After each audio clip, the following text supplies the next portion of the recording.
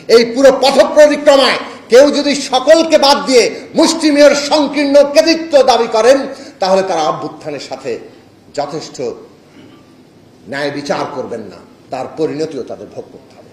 ফ্যাসিবাদ বিরোধী লড়াইয়ে জুলাই আগস্ট অভ্যুত্থানে তো বটেই, 15 বছর ধরে এই লড়াইয়ে যারা শহীদ হয়েছেন তাদের সকলের প্রতি গভীর শ্রদ্ধা জানাচ্ছি। যারা আহত হয়ে অন্ধত্ব নিয়ে, পঙ্গুত্ব নিয়ে এখনো প্রতিদিন গুজার করছেন তাদের প্রতি গভীর মমত্ব আমরা আমাদের পক্ষে প্রকাশ করছি। মাঝে মাঝেই ভাবি যে আসলে আমরাও এমন এক পরিস্থিতিতে পড়েছিলাম যে হয়তো আরো বড় আকারের ক্ষতির শিকার হতে পারতাম, মৃত্যুও হতে পারত। যখন আজকে আহতদেরকে দেখি তখন সেটা ভীষণ যন্ত্রণা তৈরি করে, কারণ তাদের অবস্থানে নিজেকে যখন স্থাপন করি কি দুঃসহ জীবন নিয়ে তাদেরকে চলতে হচ্ছে। অন্তর্বর্তী সরকার গঠিত হয়েছে এই কথাটা প্রায় প্রতিটা বক্তৃতাতেই আমাদের বলতে হচ্ছে যে আপনাদের প্রথম কাজ ছিল এই শহীদের তালিকা করা, তাদেরকে রাষ্ট্রীয় মর্যাদা দেওয়া, তাদের পরিবারের দায়িত্ব নেওয়া, আহতদের চিকিৎসা এবং তাদের জীবনের দায়িত্ব নেওয়া। যাদের কোনো না কোনোভাবে যারা পঙ্গু হয়েছেন, কর্মক্ষমতা যাদের কমেছে, তাদের তো জীবনের দায়িত্ব নিতে হবে।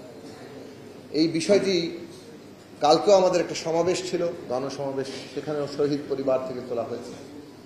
আমরাও বলছি বেশ দুঃখজনক, মানে কালকেই কথাটা স্মরণে নিয়ে আসলো আমাদেরই এক নেতা ফিরোজ আহমেদ। রানা প্লাজা ধসের পরে 1175 জন শ্রমিক সেই ঘটনায় নিহত হয়েছে। ঘটনাচক্রে আমাদের দলের সাথে যুক্ত গার্মেন্টস শ্রমিক সংহতি তার সভাপ্রধান তাসলিমা আক্তার 1175 জন, প্রথমে কিন্তু ছিল 1134 সরকারি হিসাবে। তো এই সরকারি হিসাবটা থেকে এটা 75 পর্যন্ত পৌঁছেছে, কারণ প্রতিটি শহীদ নিহত বাড়ি বাড়ি গার্মেন্টস সংহতির নেতাকর্মীরা গিয়েছিলেন, প্রতিটি নিখোঁজের বাড়িতে গেছেন যাদের হিসেব হয়নি, যার ফলে 1175 নাম্বার উঠেছে এবং সেটা সরকার স্বীকৃতি দিয়েছে। তাদের প্রত্যেকের নাম, পরিচয়, ঠিকানা, তাদের বেশিরভাগের গল্প, জীবনের গল্প, কারণ এটা একটা সংখ্যা না, সেটা বড় আকারের দলিলে করেছে গার্মেন্টস সংহতি। একটা তুলনামূলক ছোট সংগঠন, কয়েকজন কর্মী, আন্তরিকতা থাকলে এটা করা সম্ভব। এবং সারা দেশ ঘুরতে হয়েছে, কারণ এদের প্রত্যেকের বাড়ি দেশের বিভিন্ন জেলায়। আমাদের এই জুলাই অভ্যুত্থানে এ পর্যন্ত যে কয়টি হিসেব এসছে, আমরা একবার শুনলাম যে 1600-র অধিক আমাদের শহীদ। জাতিসংঘ বলেছে 1400+, সরকারি হিসাবে নাকি এখনো 800 কতজন হয়ে আছে। এইটা আমাদেরকে এইভাবে বলতে হচ্ছে, খুব দুঃখজনক। সরকারের তো বিরাট সংগঠন না, কোন কোন জেলায় শহীদ কতজন হয়েছেন এই তালিকা করা সরকারের দ্বারা সম্ভব। তার প্রতিষ্ঠান আছে, তার লোকবল আছে, আন্তরিকতা থাকলে প্রতিটি বাড়িতে যাওয়া সম্ভব। প্রতিটি শহীদের, প্রত্যেক শহীদের একটা জীবনের গল্প আছে, এটা সংখ্যা না। তার স্বপ্ন ছিল সেইটাকে সামনে আনা দরকার। সেই জায়গাটা খুবই গুরুত্বপূর্ণ। আমরা এই জুলাইকে যদি সত্যিকার অর্থে উপলব্ধি করতে চাই যে আমাদের এই পুরো জনগোষ্ঠীর রাজনৈতিক জীবনে এটা একটা বিরাট বাঁক পরিবর্তন, তাহলে কিভাবে সেটা হলো, কাদের দ্বারা হলো এবং কোন মন্ত্রণায় তারা এই যে জীবন উৎসর্গ করার মতো জায়গায় গেলেন। মানুষের জীবনে কিন্তু সবচেয়ে মহত্তম মুহূর্ত এইটা, আপনি আপনার নিজের জনগোষ্ঠীর জন্য, সমষ্টির জন্য নিজের জীবনকে উৎসর্গ করার মতো মুহূর্তে পৌঁছে গেছেন। এইরকম মহত্তম মুহূর্ত মানুষের জীবনে আর কি হতে পারে? সেই জায়গাটা আমাদের আসেনি। তো আমরা জুলাইয়ের অনেক রক্ষা করতে চাচ্ছি, চেতনা, জুলাইকে সবসময় কথা বলছি। এটা অনেকটা 71 সালের মতো হয়ে যাচ্ছে। 1971 সালেরও আমরা রাজনৈতিক ব্যবহার দেখেছি, মুক্তিযুদ্ধের চেতনা, লক্ষ লক্ষ শহীদের কথাও বলা হতো, কিন্তু সত্যিকার অর্থে মুক্তিযুদ্ধের যে আকাঙ্ক্ষা, স্বপ্ন, সেইটাকে আসলে আর ধারণ করা হয়নি। আমাদের শহীদের গল্প হারিয়ে গেছে। আমরা যখন বলেছি যে শহীদদের তালিকা করেন, তাদের তো কোনো ঠিকঠাক মতো মর্যাদা হলো না। সেই জায়গায় আমরা দেখলাম যে আজকেও একই ধারায় মনে হচ্ছে যাচ্ছে। এইসব দিক থেকে মনে হয় যে নতুন বন্দোবস্ত হচ্ছে না, বোধহয় পুরনো বন্দোবস্তই ধীরে ধীরে ধীরে আবার শক্তি অর্জন করছে। মানে প্রথম ঘটনাতেই এই জায়গাটা দেখা যাচ্ছে। জুলাইয়ের সম্ভবত ব্যবহার ৭১ সালের মতো করে হবে কিনা, যে ৭১-এর নাম থাকবে, ৭১-এর চেতনার কথা বলা হবে, শহীদের কথাও বলা হবে, কিন্তু তারা হারিয়ে যাবেন যেমন শহীদেরা হারিয়ে গেছেন ৭১-এ, যেমন ৭১-এর প্রকৃত আকাঙ্ক্ষা হারিয়ে গিয়েছিল। তো এই রকম জায়গায় আমরা যাতে না যাই, তো তার লক্ষণগুলো ভালো নয়, এবং এই লক্ষণগুলোর ব্যাপারে মনোযোগী হওয়া দরকার। এখনো সময় আছে এবং সরকারকে জবাবদিহি করতে হবে যে এই জুলাইয়ের শহীদের সংখ্যা, জুলাইয়ের শহীদদের নাম তালিকা, তাদের রাষ্ট্রীয় মর্যাদা, তাদের পরিবারের দায়িত্ব নেওয়া। এটা তো তুলনামূলকভাবে সংখ্যা অনেক কম, ফলে এই কাজ করা মানে যেটা আমাদের ৭১ সালের শহীদের তালিকা করার চাইতে এটা অনেক সহজ কাজ ছিল। এই কথা বলার পরে যেটা বলবো যে এটা একটা সিম্পটম যে আমরা আসলে কতটা এগোচ্ছি। হ্যাঁ, এটা ঠিক যে আমরা বিচার এবং সংস্কারের ক্ষেত্রে আগেকার তুলনায় অনেকটু এগিয়েছি, এবং সেটা কন্টিনিউয়াস একটা প্রেশার আছে। সেইটা আমাদের একটা সম্ভবত ইতিবাচক একটা চাপ, ইতিবাচক একটা উপাদান, যে কারণে হয়তো এটা এখনো হচ্ছে। কিন্তু তারপরেও বিচার নিয়ে মানুষের মধ্যে ক্ষোভ আছে, শহীদ পরিবারে ক্ষোভ আছে, আহতদের মধ্যে ক্ষোভ আছে, মানুষের মধ্যে ক্ষোভ আছে। এখন এই যে ১৬০০ জনের তালিকা যদি হতো, আমাকে একজন উপদেষ্টা, বিশেষ সহকারী স্বরাষ্ট্র মন্ত্রণালয়ের খোদাবক্স চৌধুরী সাহেব, তিনি একবার বলেছিলেন যে তিনি চাচ্ছেন যে প্রতিটি হত্যাকাণ্ডের জন্য আলাদা করে মামলা হোক। এই তালিকা হলে কিন্তু সেই মামলাটা হওয়া সম্ভব ছিল। এই কাজটা করার কেন গেল না? এত বড় পুলিশ বাহিনী, এত বড় রাষ্ট্রশক্তি, তারা এই যে ১৬০০ জনকে তালিকাভুক্ত করা, তাদের জন্য প্রত্যেকটা মামলা করা, সেই জায়গাটা কিন্তু খুব দরকারি। কারণ প্রত্যেকটা ঘটনার একটা বিশেষ জায়গা আছে, দায় দায়িত্ব বিশেষ ব্যক্তিদের আছে। হত্যাকারী তো ৩০০ জন না, নির্দেশদাতারা আছেন, কিন্তু ওইখানে বিশেষভাবে যারা এটাকে বাস্তবায়ন করছে তাদেরকে দায়ে আনতে হলে ওই জায়গাটা খুব দরকারি ছিল। এই যে প্রত্যেকটা অন্তত মামলাটা ইনভেস্টিগেশন শুরু করা এবং চার্জশিট পর্যন্ত, মানে মামলার প্রক্রিয়ায় যাওয়া, এইটা কিন্তু অন্তত পক্ষে সমস্ত পরিবারকে এই জায়গায় আনতো যে অন্তত বিচার শুরু হয়েছে। না হলে আজকে এই স্লোগানটা কেন তারা দেন যে বিচার না হওয়া পর্যন্ত নির্বাচন আমরা যাব না? বিচার এবং নির্বাচনকে মুখোমুখি দাঁড় করে দেওয়া হলো, দায়টা কে নিবে? কেন বিচার এবং নির্বাচন মুখোমুখি হবে? একটা দেশের এখন রাজনৈতিক উত্তরণের জন্য নির্বাচন অত্যন্ত গুরুত্বপূর্ণ একটা বিষয়, কিন্তু সেইখানে বিচারের ব্যাপারে যে জায়গায় আমরা আছি, সেই কারণে আসে নির্বাচনের এটা করা হলো। তাহলে অনেকেই খুঁজবেন এখানে কি কোনো উদ্দেশ্য আছে? সতর্ক থাকেন এবং প্রয়োজনীয় পদক্ষেপ নেন। আমি আসলে অতীতে ফিরার চাইতে সামনের কথাই বলছি।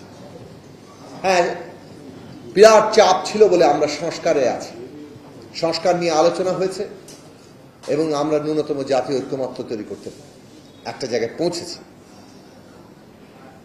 এই ন্যূনতম জাতীয় ঐক্যমত্য জাতীয় সনদ হবে। এইসব জায়গায় যে কয়েকটা প্রশ্নে নোট অফ ডিসেন্ট আছে, অর্থাৎ ভিন্ন মত কিংবা আপত্তি আছে, সেটা সহ দলগুলোর আরো প্রস্তাবনা থাকতে পারে। সব নিয়ে তারা জনগণের কাছে যাবে। আগামী জনপ্রতিনিধিরা ন্যূনতম যে জাতীয় ঐক্যমত্য কিংবা সনদ যেটা হয়েছে সেটা তো বাস্তবায়ন করবে। এটা বাস্তবায়ন করা সকলের জন্য বাধ্যতামূলক। আর যাদের আপত্তি আছে, আপত্তি প্লাস নিজস্ব প্রস্তাবনা নিয়ে তারা জনগণের কাছে যাবেন। জনগণ যাদেরকে ম্যান্ডেট দিবেন তারা সেটা বাস্তবায়নেরও অধিকার পাবেন। তাহলে দেখেন, সংস্কারের প্রস্তাব বাস্তবায়নের জন্য নির্বাচনটা একেবারে অঙ্গাঙ্গিভাবে প্রয়োজনীয়। আমরা বলেছিলাম যে এটা ন্যূনতম জাতীয় ঐক্যমত্য কিংবা জাতীয় সনদ, এটা আমাদের সকলের জন্য অঙ্গীকার, বাস্তবায়নের বাধ্যতা। কিন্তু আমরা এও মনে করি যদি এটা একটা অর্ডিন্যান্স আকারে জারি করা হয় যে আগামী সংসদ এটাকে বাস্তবায়ন করতে বাধ্য থাকবে, সেটাতে আমাদের কোনো আপত্তি নেই, বরং সেইটা জনগণের আকাঙ্ক্ষাকেই পূরণ করবে। কাজেই সেই সব বিষয়টাও রাজনৈতিক দলগুলোকে বিবেচনায় রাখা দরকার। জুলাইয়ের একটা ঘোষণা দরকার, অর্থাৎ জুলাই অভ্যুত্থানটা কোন প্রেক্ষাপটে তৈরি হয়েছে এবং এই অভ্যুত্থান থেকে আমাদের কি কি আকাঙ্ক্ষা, স্বপ্ন কিংবা নির্দেশনা আজকে সামনে হাজির হয়েছে। এই তো একটা ঘোষণা। ৭১ সালের মুক্তিযুদ্ধে একটা ঘোষণা ছিল, আজকে এই জুলাই আন্দোলনে একটা ঘোষণা, যদি এটা পোস্ট হচ্ছে, মানে ঘটনার পরে তৈরি হচ্ছে। ঘটনার পরে যেহেতু তৈরি হচ্ছে, তাহলে আপনাকে সকল আন্দোলনকারীদের নিয়ে এটা করতে হবে, সবার মতামত যুক্ত করতে হবে। সবার মতামত ফেব্রুয়ারি মাসে দেওয়া হয়েছে। সরকার এখনো কেন জুলাই ঘোষণাপত্র ঠিক করতে পারলো না? 5 তারিখের আগে এসে হুড়োহুড়ি করা হচ্ছে এবং সবাইকে ড্রাফট ঠিক মতো দেওয়া হচ্ছে না। আপনারা যা ইচ্ছা তাই করতে পারেন না, এই কথা মনে রাখবেন। এটাই শেষ দিন নয়, এই অংশগ্রহণের জায়গাটা দরকার।